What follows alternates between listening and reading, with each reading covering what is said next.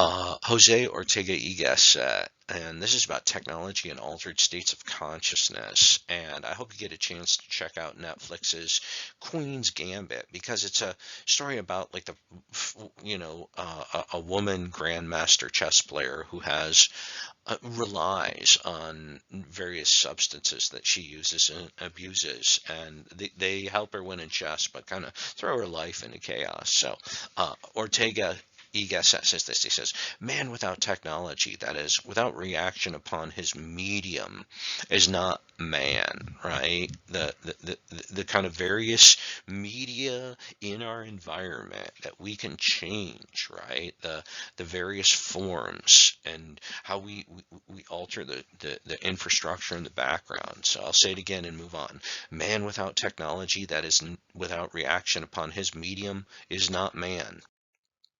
But technology is not restricted to the satisfaction of necessities. As old as the invention of tools and procedures for keeping warm, feeding, etc., or many others serving to procure or to get a hold of obviously unnecessary objects and situations. As old and widespread as the act of lighting a fire, for instance, is that of getting drunk. I mean to say the use of substances and procedures which produce a psychological state of delightful exaltation or delightful stupor. The drug is as early an invention as any, so much so, in fact, that it is even open to discussion whether fire was invented primarily for the purpose of avoiding the cold, an organic necessity and a sine qua non of life, or that kind of, right, a functionally necessary part of life, or of getting drunk. We know of primitive tribes who light a fire in a cave which makes them sweat so profusely from the combined smoke and excessive heat, they fall into a swoon akin to drunkenness. These are the so-called sweat houses. And so really what he's talking about here is, these ancient Indian rituals of baking oneself until it's like kind of so out there that you see visions, and this whole idea of the kind of vision quest and alternative states of consciousness.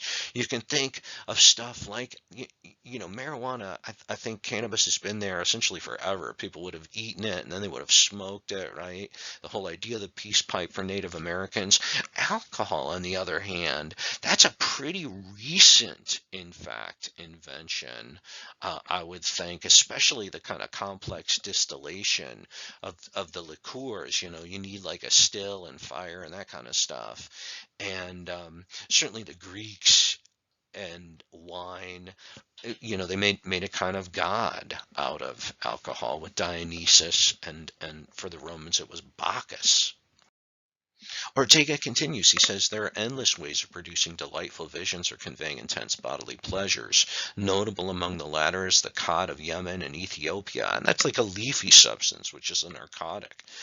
Among ecstasy-producing drugs, we have belladonna, Jimson weed, the Peruvian coca, etc. And I think so.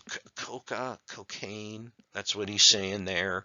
And then, I mean, heroin and all of the stuff by the pharmacologicals, uh, in terms of like hydrocodone and isolating the the various chemical properties of pain killing that have really ravaged society, in many ways. And it's certainly a kind of double-edged sword. I mean, if you're in horrible pain, you want a narcotic of that strength.